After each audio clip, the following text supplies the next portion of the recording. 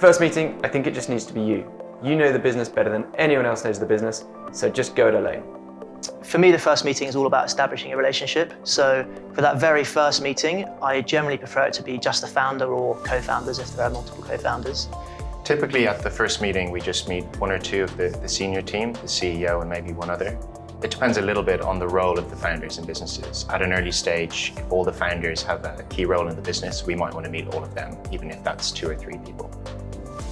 It's really about challenging and getting into the nuances of the model. And I think in the first instance, that works best one-on-one. Although of course, second meeting and beyond, we'll always bring in the rest of the management team.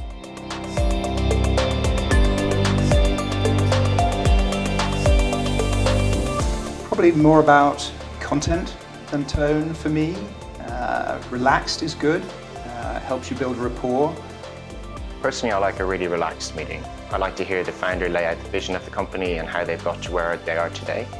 Conversational meetings are always best, rather than one party just speaking at each other for the whole meeting. Relaxed but professional and focused on the data. But don't confuse casual with relaxed. Relaxed says, I'm confident, I'm in command of my material. Casual says, I'm probably not all over the detail, and that worries VCs.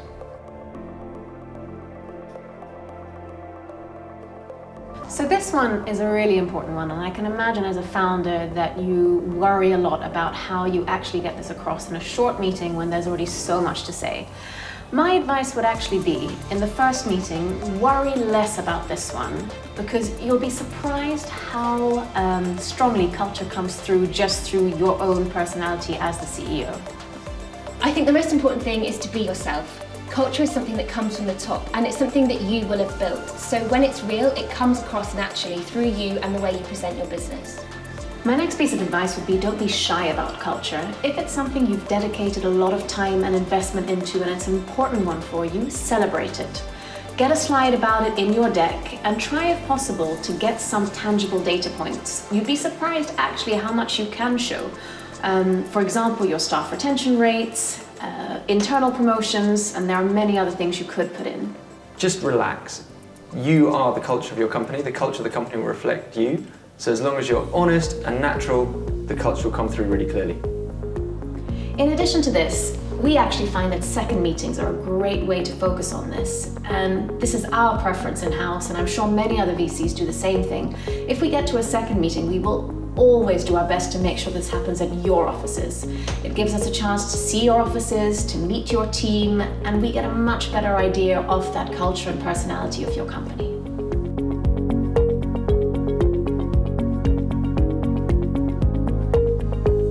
For me, the first meeting, the first pitch, it really wants to be a free-flowing discussion and debates where we can challenge ideas together. Slide presentations work well, but be prepared to be flexible. Investors have specific topics they'd like to dive into, so be ready to stop and talk about those subjects.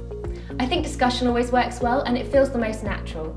Have a presentation, but be prepared for the conversation to open up to topics that aren't necessarily in your deck. The more interactive, the better, I think. Of course, you have to have a presentation, but expect and even want to move away from that, turn it into more of a conversation. Product demos and walkthroughs are also really helpful, although that tends to be more of a second meeting type format.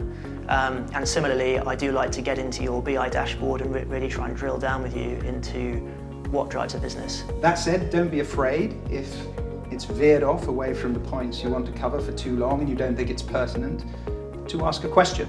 There's a couple of things I'd like to cover, how much time do I have? Or something, not aggressively, but you can take a little bit of control of that meeting so you don't end up in a situation where you walk away thinking, I wish I'd been able to say that.